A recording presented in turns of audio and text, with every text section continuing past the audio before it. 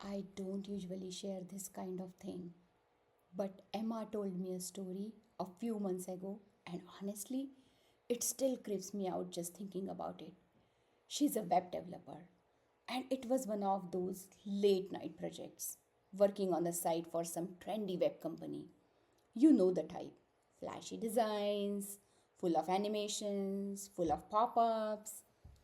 Anyway, as Emma was doing her accessibility audit, she found something strange, really strange. When she started navigating the site with just a keyboard, she felt like walking blindfold through the maze. She couldn't tell where she was. She was completely lost.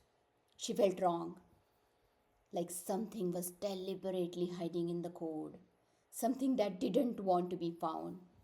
When she tapped through the page, she felt like the site was resisting. Every key press felt like it was pulling her deeper into a void. She tried everything. She went through the code, the script, but no matter what, the focus states remained invisible. And then the weird part started. It was late, probably around midnight. As she tapped through the page, her screen flickered just for a second.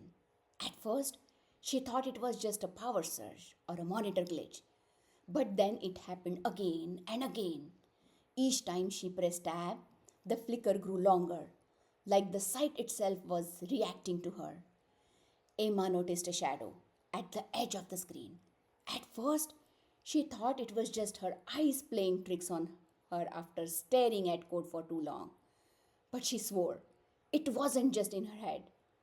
The shadow was inside the screen, moving, and it wasn't static. It seemed to be following her every move as she tapped through the page, lurking just out of focus. Emma's not one to scare easily, but this really freaked her out. Every time she lost track of where she was on the side, the shadow would come closer and closer and closer.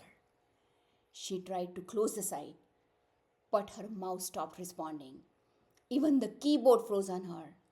She was stuck, and the more she tried to find her place, the more that shadow seemed to surround her, like it was taking control.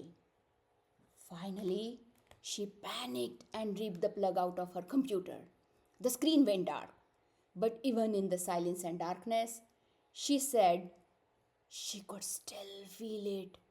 This presence, like something was watching, waiting for her to come back and lose focus again. So remember, my friends, make it a mission to remind everyone that ignoring proper navigation and focus isn't just about bad design. It might be about leaving the door open to something darker, something darker.